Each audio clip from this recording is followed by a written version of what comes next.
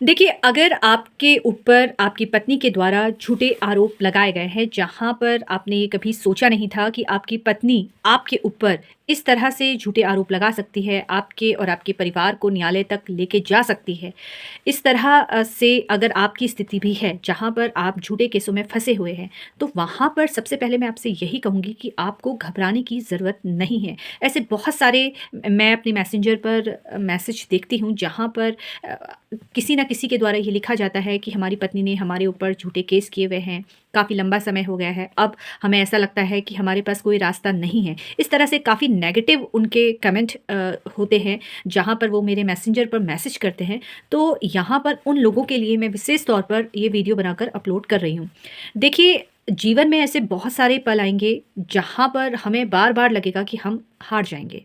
आपकी पत्नी ने आपके ऊपर झूठा केस किया हुआ है, जहाँ पर आप इस सोच के साथ अभी भी जी रहे हैं कि हमारे साथ हमारी पत्नी ने ऐसा क्यों किया?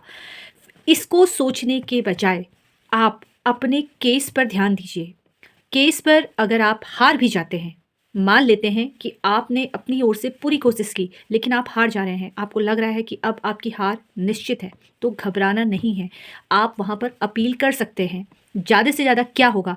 आपको पैसा देना पड़ेगा, ज़्यादा से ज़्यादा आपको उन झूठे आरोपों को लड़ने के लिए सबसे लड़ना पड़ेगा, अपनी पत्नी से लड़ना पड़ेगा, समाज से लड़ना पड़ेगा, क्योंकि कहीं न कहीं एक पुरुष इस वजह से ज़्यादा दुखी होता है कि लोग उसके बारे में क्या सोचेंगे, जबकि उसके द्वारा कोई गलती नहीं की गई।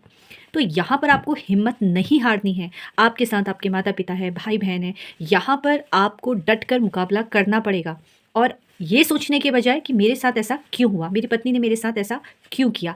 आपके पास बहुत सारे रास्ते हैं, जहाँ पर अगर आप सही तरीके से सोचते हैं, सही वकील साहब की गाइडेंस में आप अपने आप केस को लेके जाते हैं, एविडेंस को लेके जाते हैं, तो वहाँ पर आपकी जीत निश्चित होगी और अगर हार भी गए, तो उसके लिए आप अपील कर सकते हैं।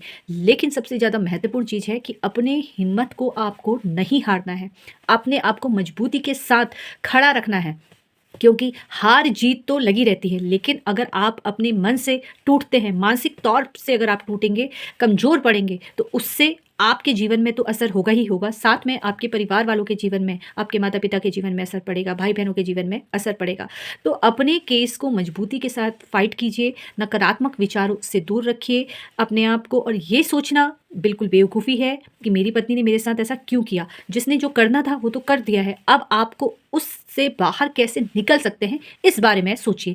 फ़िलहाल इस तरह के बहुत सारे कमेंट मेरे मैसेंजर पर थे, जहाँ पर कहीं न कहीं उनकी हिम्मत मुझे लग रहा था कि टूट रही है। वहाँ पर उनसे मैं यही कहूँगी कि अपने आप को मजबूती के साथ खड़ा कीजिए। ये मत सोचिए कि मेरे साथ ऐसा क्यों हुआ, मेरी पत्नी ने मेरे साथ ऐसा क्यों किया। झूठे केसों से लड़ने के लिए आपको हिम्मत नहीं हारनी है, आपको मजबूती के साथ खड़े होना है, एविडेंस पर विशेष तौर पर ध्यान रखिए और मजबूती से अपने केस को लेकर आगे बढ़िए। अगर निचली अदालत से आप हार भी जाते हैं, तो उसका रास्ता है अपील, आप अपील कर सकते हैं। फिलहाल अपने आप को मजबूत रखिए, सकारात्मक रखिए, यही मैं आपसे कह सकती हूँ। धन्यवाद।